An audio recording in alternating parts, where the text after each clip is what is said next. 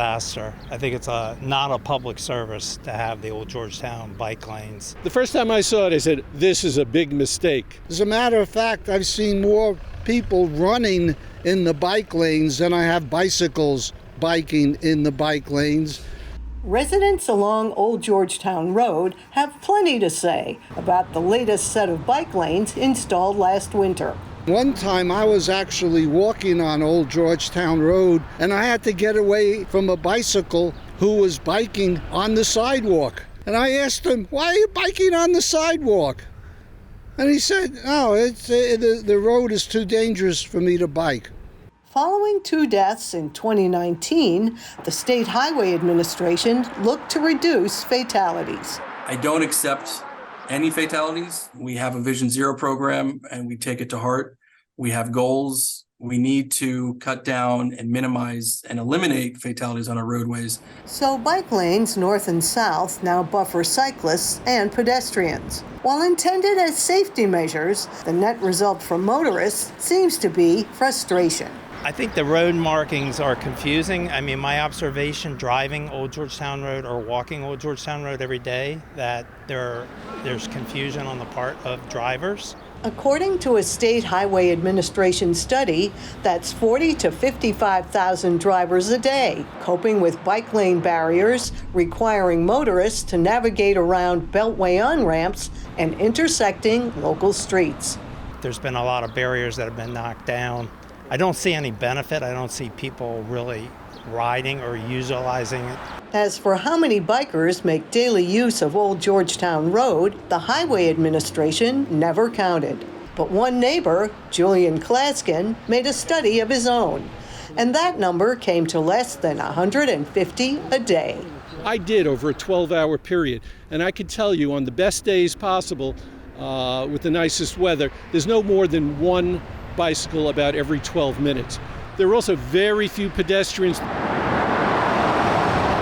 For neighborhoods along Old Georgetown Road, the new barriers create another headache. Drivers turning down their streets to avoid dealing with Old Georgetown Road. An interim study by the State Highway Administration found cut-through traffic to be minimal, but residents disagree. I've seen it in my neighborhood, and the people in Lux Manor were really up in arms about it because it's a real problem there. Percentages don't really mean anything. You know, what means something is how the neighborhood reacts. What are the problems with the cut-throughs, you know? Are they speeding through to get through to another area? Less than a mile down Old Georgetown from Lux Manor, crews work to reconstruct Woodward High School. Starting this September, it will house Northwood High School's 1,700 plus students who will travel here while their school gets renovated.